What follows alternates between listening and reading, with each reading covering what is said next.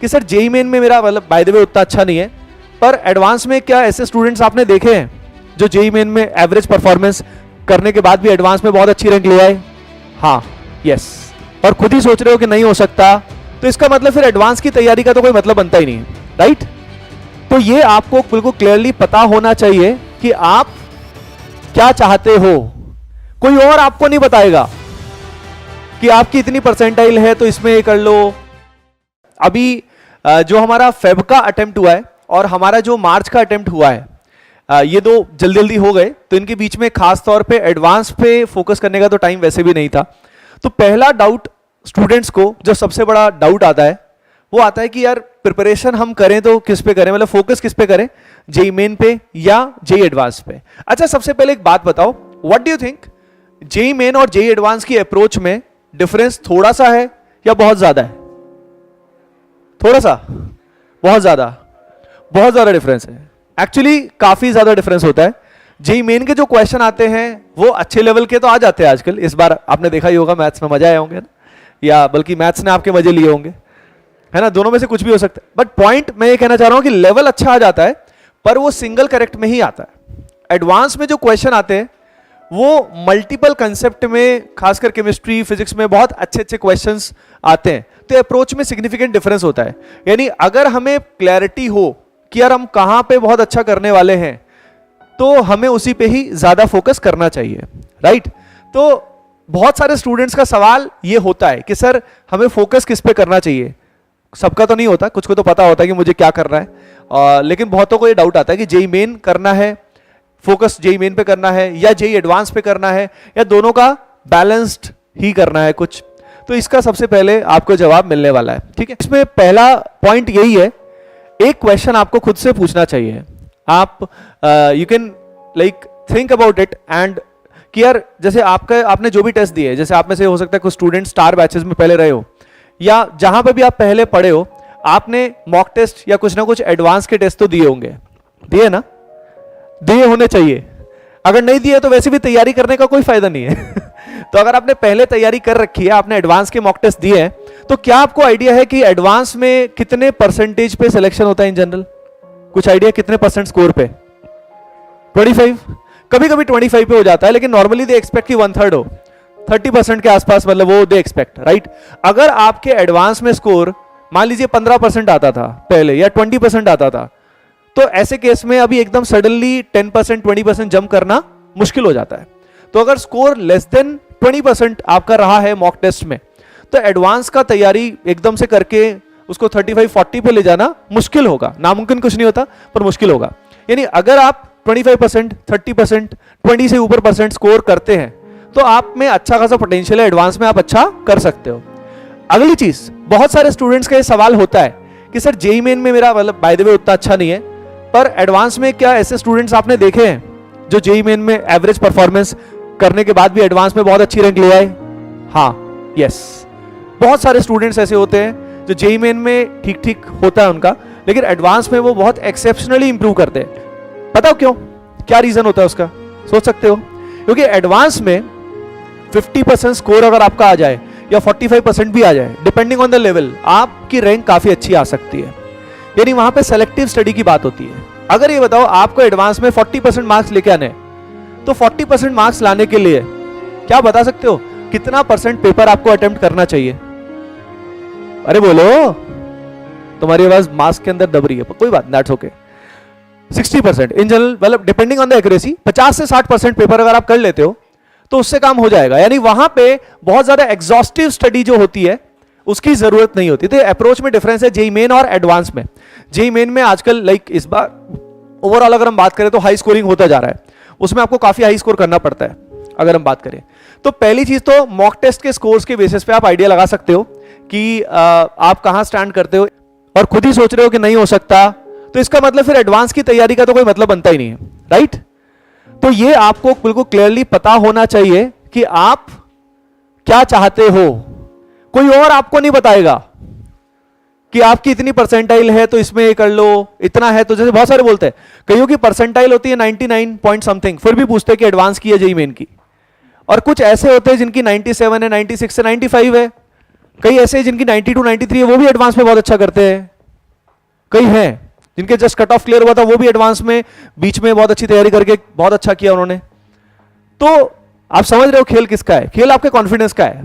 कई 99 परसेंटाइल ला के भी एडवांस के लिए कॉन्फिडेंट नहीं है, और कई थोड़ा सा कम ला के भी एडवांस में करना है, क्योंकि अगर ड्रीम आईआईटी है तो आईआईटी है, right?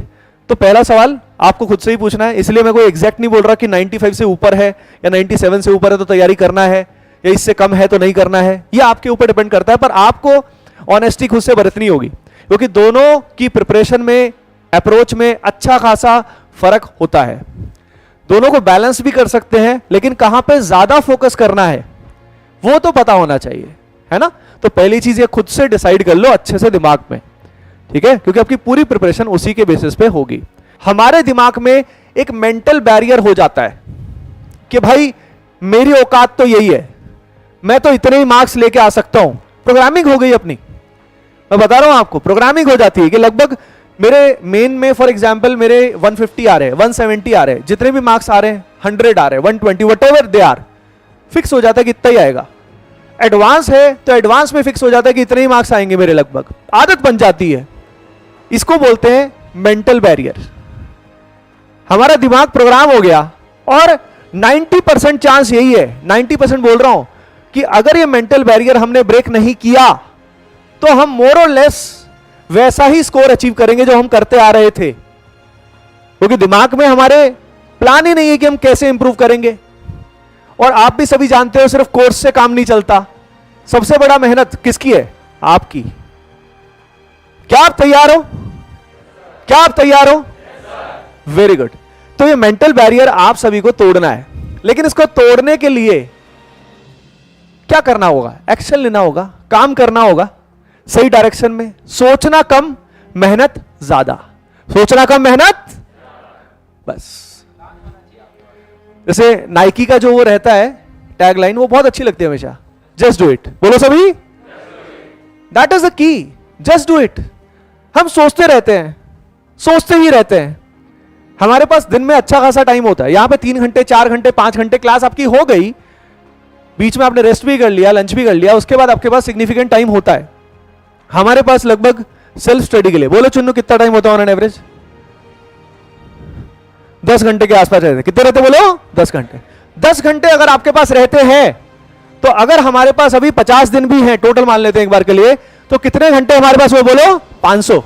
500 hours you have to change your life forever. 500 घंटे आपके पास हैं। Value it. मेंटल बैरियर निकालने के लिए, दूर करने के लिए एक्शन लेना पड़ेगा। और जो हम बता रहे हैं, गाइड कर रहे हैं, सर लोग जो गाइड कर रहे हैं, मैं कर रहा हूं, उस गाइडेंस को आप फॉलो करिए, ब्लाइंडली फॉलो कीजिए, बिकॉज आपके सामने एक्सपीरियंस है। We have produce thousands of IITians, NITs and much more. तो आप सभी डायरेक्टली बिलीव करके फुल, तभी तो आप हो यहां पे, ठीक है? तो जब आप हो तो पूरे विश्वास के साथ बस जो कहा जाए वो करो यार। बहुत सारे स्टूडेंट्स करते नहीं, क्लास बीच में मिस कर दी, रेगुलरिटी छोड़ दी, ये सब चीजें आपके हाथ में, तो वैसी गलती नहीं करनी, राइट? मोटिवेशन जो होता है ना, जैसे आज मोटिवेट हो गए, चलो जी मैं करके दिखाऊंगा, ये करेंगे वो करेंगे, क्या होता है कि ये तो बहुत ही शॉर्ट टर्म होता है। इनफैक्ट ज्यादातर का ये मोटिवेशन आज तक का भी मुश्किल से होता है, 3-4 दिन तो बहुत दूर की बात है, आज तक का ही मुश्किल से होता है।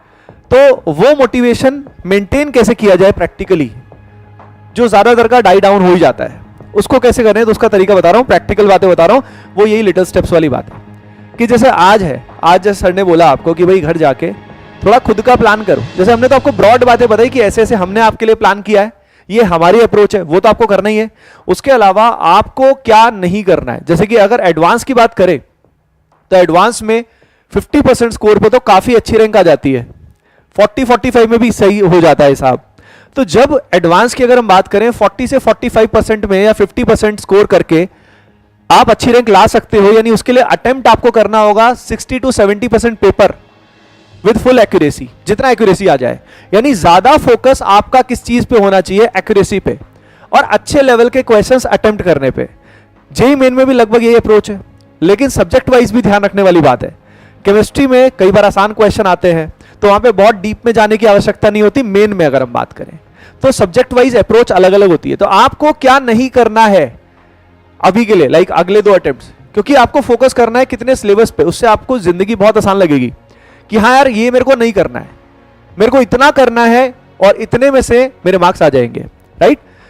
अब छोटे छोटे स्टेप्स, जैसे सर ने बोला ये करना है, तो घर जाके 2 घंटे 3 घंटे वटेवर आपको जो टाइम लगे अपना प्लान कर लीजिए बढ़िया से कि मुझे सेल्फ स्टडी का ये प्लान करना है, ब्रॉडली ये टाइम टेबल फॉलो करना है और ये मुझे करना ही है।